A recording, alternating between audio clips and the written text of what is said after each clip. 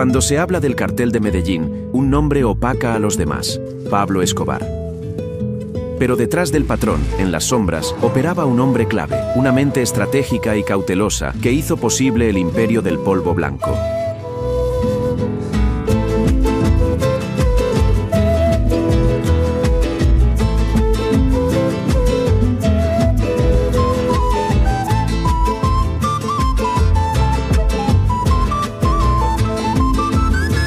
Su marca personal era un bigote refinado y una boina, con camisas y pantalones relajados. A diferencia de su carismático primo Pablo, Gustavo Gaviria era muy discreto. Prefería no llamar la atención dándose a conocer en barrios populares y evitaba relacionarse con celebridades. No necesitaba reflectores. Su verdadero poder estaba en los números. Era el arquitecto financiero del cartel, con una habilidad excepcional para multiplicar los billetes. Para algunos, él era el verdadero cerebro del imperio y el capo más rico de todos, incluso por encima de Escobar. Gustavo era muy diferente al patrón. Gustavo Gaviria era un hombre más clasudo, era un hombre que le gustaban las cosas finas, los relojes bien finos, sus casas eran de mucho más lujo que el patrón. Era un hombre que era muy inteligente con los números, no era tan rápido con la pistola. Era hijo de un hermano de Hermilda Gaviria, la madre de Pablo. Nació en Pereira pero se crió en Envigado, Medellín. Era 3 años mayor que su primo y juntos, desde jóvenes, compartieron una ambición desbordante y un talento natural para el dinero fácil, sin importar los métodos. Se dice que robaban bancos, taquillas de cine, tiendas, coches, lápidas de mármol para regrabarlas y revenderlas como nuevas, secuestraban personas y cobraban el rescate, que trabajaron para un capo del contrabando de electrodomésticos y cigarros de Medellín, y que, eventualmente, se interesaron en el demasiado rentable negocio que resonaba en las profundidades del bajo mundo: el polvo blanco. Un kilo que costaba $600 en producirse podía venderse hasta en $50.000 en los Estados Unidos. Era un negocio de locos. Los primos lo entendieron al instante y no tardaron en tomar el control. En un modesto Renault, Pablo y Gustavo se encaminaron a los Andes decididos a encontrar la materia prima para su negocio. Pablo llegó con una chaqueta de cuero y le dijo a mi mamá que si le ponía unos bolsillos dentro de la chaqueta y que pues necesitaba asegurar su platica. Era para camuflar la coca y para camuflar los billeticos que iban a llevar para comprar la coca en el Perú. De regreso en Medellín, se dice que sus primeros clientes fueron los influyentes hermanos Ochoa, y más tarde se propusieron procesar la pasta y llevar ellos mismos el producto a Norteamérica. Allí, Griselda Blanco fue la primera en recibir su mercancía, marcando el inicio del imperio. En 1976, la suerte les jugó en contra por primera vez. Fueron capturados con 39 libras de cocaína que iban camufladas en la llanta de repuesto de uno de sus camiones. Estaban acompañados por Mario Henao Vallejo, cuñado de Escobar, y 3 hombres más. Cuando se da la detención de Pablo, yo sinceramente no tenía idea que era cocaína en esa época. En menos de 5 años, los primos pasaron de ladrones de coches a multimillonarios, controlando enteramente el 80% de la cocaína mundial, transportándola, produciéndola y distribuyéndola. Gustavo era el financista, el que debía, el que no debía, todo exactamente todo lo llevaba Gustavo. Pablo no manejaba. Pablo decía cuánto me toca y Gustavo decía, le toca esto y se acabó. Entonces se complementaban increíblemente, y fuera de eso, en el complemento que daban 24 horas.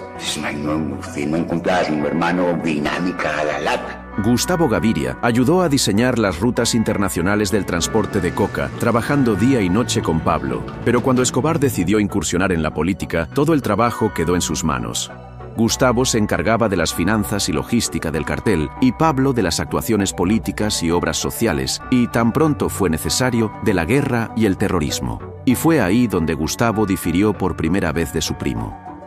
Personas cercanas cuentan que Gaviria no era tan violento y aseguran que a menudo discutía con Escobar sobre su estrategia sangrienta, la cual terminó precipitando el fin del cartel de Medellín.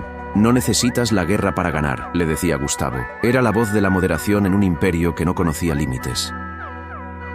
Gustavo Gaviria era muchísimo más rico que el patrón. Era un hombre supremamente millonario, invertía sus cosas en diamantes. Era muy duro para comprar diamantes, los compraba por bolsadas, en obras de arte, propiedades muy buenas en Medellín. Invertía su dinero en Suiza, mantenía muchísimo dinero en Suiza y en bancos internacionales. Era un empresario de la cocaína. Gustavo Gaviria tenía gustos refinados que contrastaban con el mundo en el que se movía. Era un apasionado catador de vinos, piloto de automóviles de alta velocidad y amante de la lectura y el arte. Siempre con un cigarro entre los dedos, encontraba en los viajes una de sus mayores aficiones, siendo Europa su destino preferido.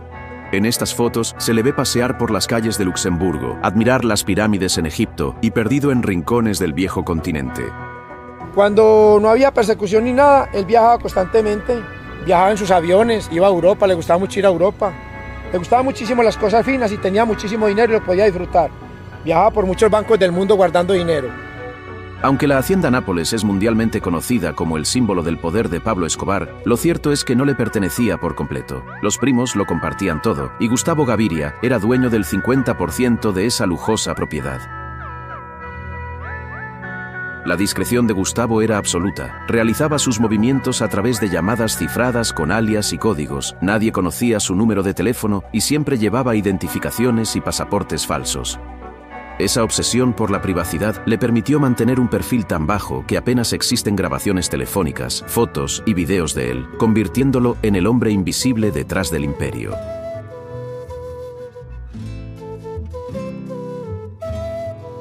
No era un hombre muy amable con uno, don Gustavo. Lo mantenía uno así.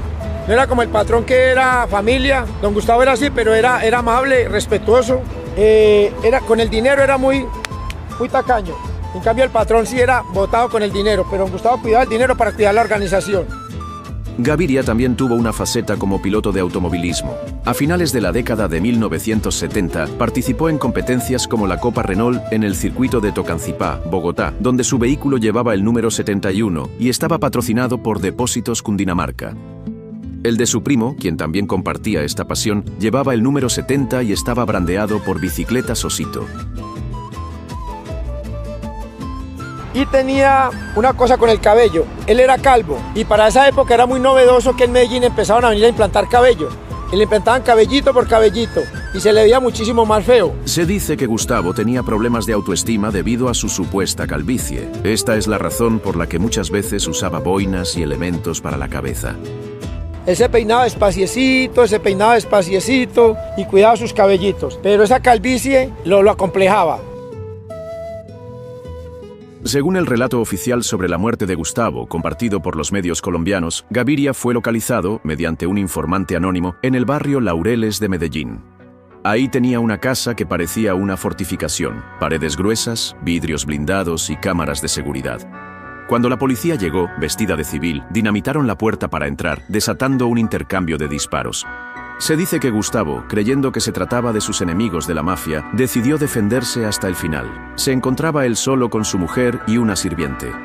En medio de la balacera, Gaviria, que en ese momento portaba dos identificaciones falsas como Ramiro Vélez Vélez y Jesús María Rivero García, perdió la vida. Él miraba el cartel de Medellín como una empresa, el patrón lo miraba el cartel de Medellín como un grupo de bandidos y no escatimaban el dinero para nada. Gustavo sí cuidaba muchísimo el dinero. Se dice que el declive de Pablo Escobar comienza cuando pierde a su primo. Sus decisiones comenzaron a ser cada vez menos balanceadas. Se rodeó de gente muy joven que no se atrevía a retarle. No hay plan, no hay estrategia, no hay coherencia y sobre todo, no hay dinero. Y es que la coherencia y el dinero los ponía Gustavo Gaviria, ponía la pausa, la perspectiva y la razón. Pero el patrón se reía, el patrón no le paraba bola al dinero. Pero realmente el que sostuvo el cartel de Medellín fue Gustavo Gaviria Rivero, porque en una guerra, si no hay dinero, no hay nada. Por muchos guerreros que haya, se necesita muchísimo dinero. Tras la muerte de Gustavo Gaviria, se dice que su hijo, Gustavo Gaviria Restrepo, tomó las riendas del negocio familiar. Gustavito andaba para la época en sus automóviles deportivos, Mercedes, BMW, era muy amable con nosotros, serio, un muchacho serio. Cuando muere su padre en 1990, él empieza a administrar las propiedades de su padre, pero tampoco no sabía administrar la cocaína como lo hacía su padre. Además, existe una intrigante y poco conocida teoría sobre la muerte de Pablo Escobar, la cual sugiere que el capo fue entregado por Gustavito. Según esta teoría, el hijo de Gaviria fue torturado y asesinado por los Pepes el mismo 2 de diciembre de 1993, horas antes de que Escobar fuese abatido. Bajo presión, habría revelado la ubicación exacta de su tío en Medellín. Algo que agrega peso a esta versión es que el sobrino de Pablo está enterrado junto a su padre, y la lápida confirma la fecha de su fallecimiento, 2 de diciembre de 1993. Esta versión es respaldada tanto por algunos exparamilitares como por Aura Rocío, expareja de Gilberto Rodríguez, jefe del cartel de Cali y patrocinador de los Pepes.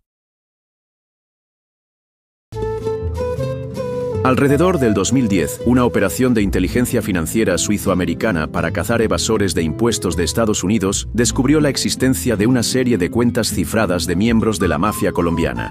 Los depósitos, que podrían sumar más de 30 millones de dólares, están en cuentas internacionales, abiertas originalmente en Suiza, Luxemburgo y Panamá, las cuales han permanecido inactivas desde los 80. Algunos cuentahabientes murieron y los que sobreviven no han tocado el dinero.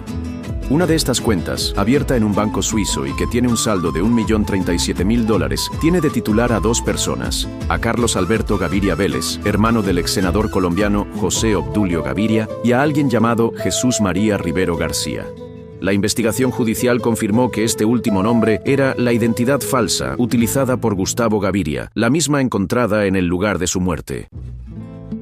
Pero el hallazgo no terminó ahí. Más tarde fueron encontradas 11 cuentas más, las cuales conducen también a Jesús María Rivero García.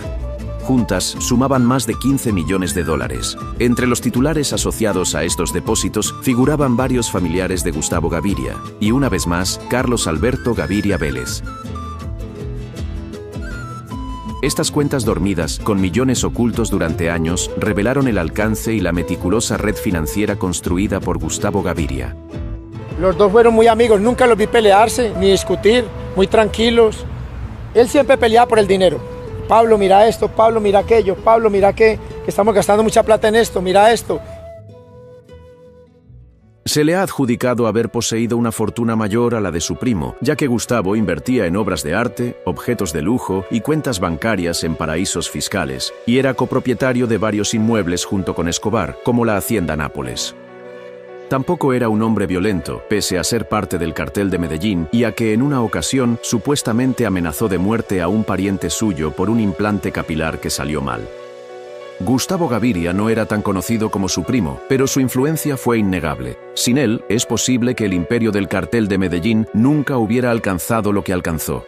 Su historia nos recuerda que no necesariamente aquellos rodeados de cámaras y celebridades son los más brillantes.